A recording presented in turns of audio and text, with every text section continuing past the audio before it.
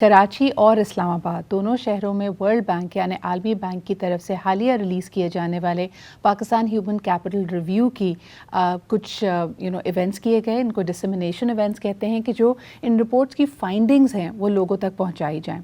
और यकीनन इसमें सबसे अहम स्टेक होल्डर्स हैं हमारे पॉलिसी मेकर्स, हमारे मिनिस्टर्स, हमारे सब्जेक्ट एक्सपर्ट्स, जो कि फिर एक इक़्तिसादी तब्दीली की तरफ मुल्क को गामज़न कर सकते हैं। अच्छा, बेहतरीन बात ह्यूमन कैपिटल डेवलपमेंट की ये है कि ये सिर्फ़ और सिर्फ इक़्तिसादियात या मईशत को बेहतरी की बात नहीं करती, बल्कि एक नया लेंस है जिसके थ्रू पाकिस्तान की पूरे माशरे को देखा जाता है, दुनिया के हर मुल्क को देखा जाता है कि क्या वहाँ पे इंसानी ज़िंदगी बेहतरी की तरफ जा रही है या नहीं। सबसे पहले ये रिपोर्ट शुरू होती है कहते हुए कि पाकिस्तान ने हालिया दिहाई में बेहतरीन कारकर्दगी दिखाई है लो इनकम से मिडिल इनकम में जाने के लिए, यानी मुल्क में गुर्बत का खात्मा हुआ है, लोगों के माशी हालात बेहतर हुए हैं।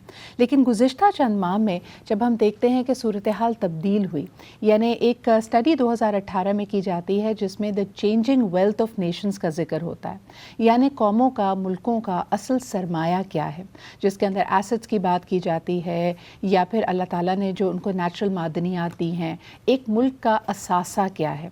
आपको ये जानकर हैरत भी नहीं होनी चाहिए कि पाकिस्तान के असासों की तरफ अगर देखा जाता है तो 70% of its total wealth comprises of human capital, यानी पाकिस्तान के लोग, पाकिस्तान की आवाम, पाकिस्तान का ये ह्यूमन कैपिटल पाकिस्तान का 70% असासे का कंट्रीब्यूशन रखता है। लेकिन अगर मैं इसके हालात की तरफ देखूं तो ये हालिया रिपोर्ट बहुत ही ज़्यादा आपके लिए एक ख़तरे की घंटी बजा रही है, क्योंकि सबसे पहले देखा जाए कि साउथ एशिया में जो ह्यूमन कैपिटल इंडेक्स है वो तकरीबन 0.48 है। इसको अगर आसान अल्फाज में बताया जाए तो तकरीबन एक शख्स जो किसी भी उमूमी तौर पे किसी भी साउथ एशियाई कंट्री में रहता है, मुल्क में रहता है, तो वो अपनी कुल पोटेंशियल का 48% अचीव कर सकता है। लेकिन Pakistan has been doing badly on the south Asian average, और हमारा एवरेज तकरीबन 0.41 की हमारी इंडेक्स बनती है, जो कि कंपेरेबल है low income countries of Africa, यानी अफ्रीका की अगर बात की जाए तो वहाँ पे 0.4 का एवरेज है।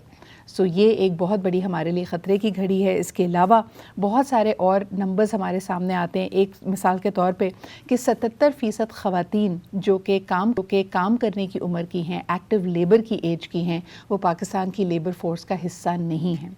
आगे बढ़ते हैं तो आपको ये जानकर भी बहुत तकलीफ़ होगी कि 7% बच्चे पाकिस्तान में अपनी पागिरा तक ज़िंदा नहीं रह पाते। तो ये सब वो नंबर्स हैं जो हमारे सामने हैं। फिर इसके अलावा कोविड ने सूरत हाल को और गंभीर किया है। बार बार ये बात की जाती है कि 2 करोड़ बच्चा स्कूल जाने की उम्र का स्कूल नहीं जाता, लेकिन क्या आपको पता है कि उमूमी तौर पे अगर बात की जाए तो 49% बच्चा लर्निंग पावर्टी का शिकार है, जिसका मतलब ये कि अगर उनके सामने एक छोटा सा पैराग्राफ, एक आसान सा पैराग्राफ रखा जाए 10 साल की उम्र तक, तो ना वो उसको पढ़ सकता है बल्कि उसको समझने से भी कासिर है। तो यकीनन इसमें बहुत सारे कंट्रीब्यूटिंग फैक्टर हैं। आपकी तेज़ी से बढ़ती हुई आबादी, हमारे जो सिस्टम्स हैं, जो हमारे सेफ्टी नेट्स हैं, उनका बहुत कमज़ोर होना। हुकूमत क्या सोच रही है, कहाँ कहाँ इंटरवेंशंस की ज़रूरत है, आइए ज़रा इस पर बात करते हैं। हमारे साथ आज शामिल गुफ्तगू होंगे हारून शरीफ साहब, जो कि फॉर्मर मिनिस्टर ऑफ स्टेट हैं and also the chairman of board of investment. He is a Pakistani economist who served as in this, और इसके अलावा वो इमरान खान साहब के साथ भी 2018 से लेकर 2019 तक उनकी कैबिनेट का, उनकी असिस्टेंस का हिस्सा थे। बहुत बहुत शुक्रिया हारून साहब हमारे साथ मौजूद होने के लिए। बहुत सारे मैंने सब्जेक्ट एक्सपर्ट से जब इंटरैक्ट किया कराची में भी और इस्लामाबाद में भी, उनका कहना है कि इस रिपोर्ट में कुछ नया नहीं है। आलमी बैंक और दूसरे डेवलपमेंट सेक्टर से मुख्तलिफ जो रिपोर्ट्स और जरीदे शाया होते रहते हैं, उसमें ये बात कई दिहाइयों से की जा रही है कि पाकिस्तान अपने ह्यूमन कैपिटल इंडेक्सेस को मिस कर रहा है, बहुत पीछे है। आप इस बारे में क्या कहेंगे? जी, बहुत शुक्रिया इकरा। देखिए, इस बात में वज़न है कि इसके ऊपर बहुत काम होता रहा है। एक हमारा ह्यूमन डेवलपमेंट इंडेक्स है जो यूनाइटेड नेशंस छापता है, इसके अलावा लोकल थिंक टैंक्स भी करते हैं। वर्ल्ड बैंक ने इसको एक मुख्तलिफ तनाज़ुर में उसको एनालाइज किया है। डेटा नया नहीं है, लेकिन उसको हाईलाइट करने का उन्होंने न्यूमेरिकली भी और जो पॉलिसी की सिम्त देने की कोशिश की है, वो उनका एक जाविया है जिसके अंदर इकोनॉमिक ग्रोथ का भी एंगल आता है, ह्यूमन कैपिटल को एज एन एंडोमेंट या एक असासे के तौर पे भी देखा जा रहा है। لیکن ہمیں جو سوچنے کی ضرورت ہے، جو آپ کا مین اس میں ہے کہ پاکستان کے اندر ہماری 60 سے 70% آبادی ینگ ہے. ہمارے تقریباً 25 لاکھ بچے اور بچیاں لیبر مارکیٹ یا نوکری کی تلاش میں ہر سال نکلتے ہیں. جو ہماری اس وقت اگر ہم ان کے اندر ابھی انویسٹ نہیں کرتے، اس کو ہم ڈیموگرافک کا ڈیویڈنڈ کہتے ہیں، تو یہ ایک 15 سال کا سائیکل ہے جب تک یہ ینگ لوگ مڈل ایج میں نہیں چلے جاتے. اگر ان میں انویسٹ نہیں کیا جاتا تو یہ پھر کسی بھی ملک کا پروڈکٹیو ایسٹ نہیں بن پاتے. تو جو آپ کی بات کا بالکل کرکس یہ ہے کہ ہماری جو پالیسی کا ایک پرائیورٹی کیوں نہیں یہ بن پایا. ہمارے سیاستدان کو یہ حصہ، جبکہ ہم انفراسٹرکچر پہ فوکس کرتے ہیں، انرجی پہ بھی کرتے ہیں، اس کے علاوہ بہت سی ہم پاپولسٹ کام کر کے آئی ٹی کی بات کرتے، لیکن جو اصل چیز ہے کہ جو لوگوں کی آبادی ہے جی اس میں ہم کیوں نہیں انویسٹ کر پا رہے. اور میں اس کی طرف آتا ہوں جو ہی ہم بالکل. آگے بات بتاتے ہیں. جی ہارون صاحب، دو چھوٹے سے سوال میرے ذہن میں آ رہے ہیں. سب سے پہلے یہ کہ یہ رپورٹ اور دنیا کے مختلف اشاعت جو مختلف پبلیکیشنز ہیں وہ یہ کہتی ہے کہ Pakistan has done very well in the alleviation of poverty in the past few decades. یعنی بہت سارے لوگوں کو جو بالکل لو انکم بریکٹس میں تھے، انڈر سرو تھے، ان کو غربت سے نکالا گیا ہے. لیکن پھر کیا وجہ ہے کہ پاکستان میں میل نیوٹریشن اور سٹنٹنگ خاص طور پر بچوں کی، یعنی 40% بچوں کے بارے میں کہا جا رہا ہے کہ ان کی گروتھ سٹنٹڈ ہے. یعنی ایک عام انسان سوچے گا کہ جب غربت کم ہو رہی ہے، لوگوں کے پاس پیسے زیادہ ہیں، تو ان کی نیوٹریشن، ان کا کھانا پینا، اشیاء خورد و نوش کا استعمال تو بہتری کی طرف جانا چاہیے. What's in that gap?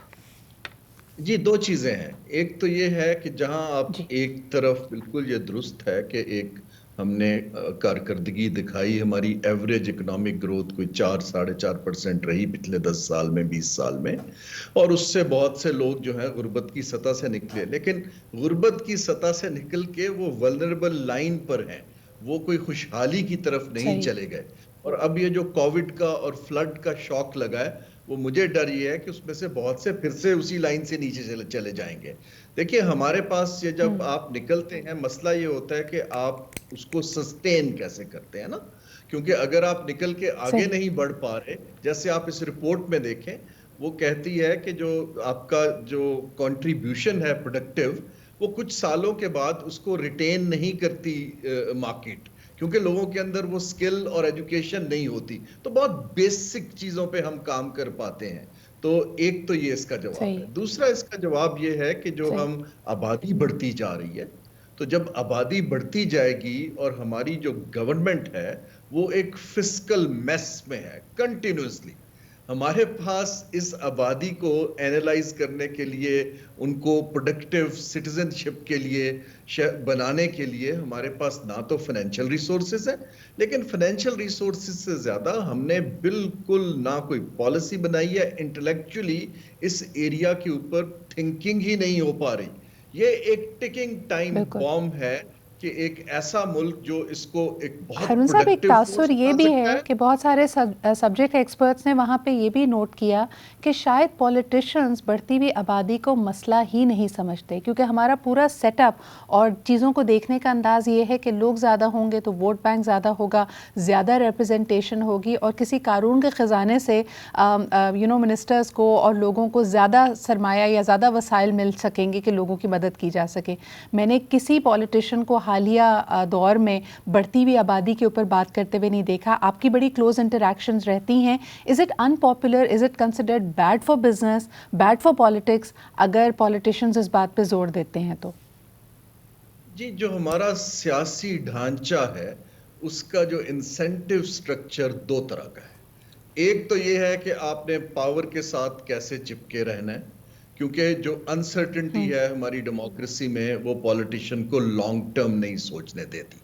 کیونکہ یہ جو ہم بات کر رہے ہیں، صحیح. اگر آپ نے ہیومن ڈیولپمنٹ کرنی ہے اور ہیومن کیپٹل کے اوپر آپ نے اکانومی کو کھڑا کرنا ہے، فیوچر کا جو ہمارا نالج کا انڈسٹریل ریولوشن آ رہا ہے اس کا حصہ بننا ہے، تو یہ تو آپ کو کوئی 15-20 سال کا سوچنا پڑتا ہے. تو ہمارا جو پولیٹیشین ہے وہ صرف 1-2 سال اپنی کرسی جب تک ہے تب تک کا سوچتا ہے یا سوچتی ہیں. دوسرا یہ ہے اس کے اندر کہ جو ان کا تجربہ ہے یہ کنسٹیچوئنسی میں ان کو ہیلتھ اور ایجوکیشن پہ انویسٹمنٹ کر کے ووٹ نہیں ملتے. ان کو ووٹ ملتے ہیں لوگوں کے کام کروا کے, نوکریاں دلوا کے, سڑکیں یا گیس کے کنیکشن دے کے. تو ایک اولڈ سکول تھنکنگ ہے.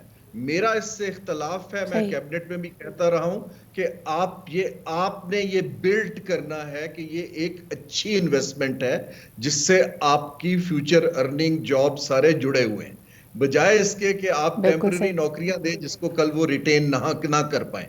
یہاں ہمارا ایک پولیٹیکل انٹلیکچوئل ڈیفیسٹ ہے. جی ایبسلیوٹلی. ہارون صاحب ایک آخری سوال کرنا چاہوں گی. 77% خواتین جو کام کرنے کی عمر کی ہیں, اور اگر پاکستان کی کل آبادی دیکھی جائے تو کچھ 50% کہتے ہیں, کچھ 49% کہتے ہیں اس کا خواتین اس کا حصہ ہیں. لیکن خواتین کا یعنی ایک فعال آبادی کا حصہ نہ ہونا, پروفیشنلی ارن نہ کرنا, یہ ہم کیوں نہیں انہانس کر پا رہے, کیوں نہیں ان کو مختلف شعبۂ زندگی میں پروفیشنلی شامل کر پا رہے؟ Are we becoming a regressive society? Every other country in South Asia has been able to do it سوائے پاکستان کے. میں تھوڑی سی تصحیح کرتا جاؤں جی. یہ اوور آل ساؤتھ ایشیا میں women participation in labour force کم ہے دنیا سے. ہاں, پاکستان کے سے کچھ ممالک, سری لنکا بہتر ہے, بھوٹان بہتر ہے, بلکہ کووڈ کے بعد ہندوستان میں تو بہت ڈراسٹکلی لیبر مارکیٹ سے ان کی پارٹیسپیشن کم ہو گئی ہے. تو ایک تو آئی تھنک یہ ہمارا کچھ کلچرل فیکٹر ہے جو کامن ہے کہ یہاں پر خواتین کو مارجنلائز کیا جاتا ہے. دوسری چیز یہ ہے کہ ہم کیوں نہیں کر پا رہے. دیکھیں ہماری 50% آبادی ہے, جب تک نہیں کریں گے تو گاڑی آگے نہیں چلے گی, سیدھی سی بات ہے جی. لیکن میں جو دو چیزیں عرض کرنا چاہ رہا ہوں, دیکھیے جو ہمارا اس وقت معاشی گروتھ کا فیوچر دکھ رہا ہے وہ تو اس اگلے سال تو جی 0.5% ہے. ہمیں اس وقت جو اس فورس کو سوچنا ہے, سنگاپور نے 1978 میں جو سکلز اور ایجوکیشن کا پورا سسٹم تھا اس کو ایفیشنسی سے بدل کے نالج بیس پہ کر دیا تھا. اس وقت دنیا میں ینگ پاپولیشن کی ڈیمانڈ لیبر کی نہیں ہے, ان کی ہے جو کمپیوٹر سسٹمز چلا لیتے ہیں, جو نرسنگ کر لیتے ہیں, جو ہاسپٹیلٹی انڈسٹری میں جا سکتے ہیں. ہمیں وہاں پر اگر ہم لیبر ایکسپورٹ کا کام کریں, اور یہ ہمارا میں اس کو کلوز کرتا جاؤں, یہ جو 18ویں امینڈمنٹ ہوئی ہے جس میں ہم نے کنوینئنٹلی یہ سارا کچھ صوبوں کو دے دیا ہے, جہاں نہ سوچنے کی صلاحیت ہے نہ خرچہ ہو پا رہا ہے. ہمیں اس کو ری تھنک کرنے کی ضرورت ہے کہ کمبائنڈ کیسے اس کے اوپر ایک ترجیح بنائی جا سکے. یو آر ایبسلیوٹلی رائٹ کہ ہمارا فیڈرل ٹو پروونشل, اور اس میں کئی دفعہ یہ بات کی جاتی ہے تو اس کو ان پاپولر اوپینین اس لیے کہتے ہیں بیکاز پیپل اسٹارٹ اسیومنگ کہ آپ پروونشل اٹانومی کو لینے کی بات کریں.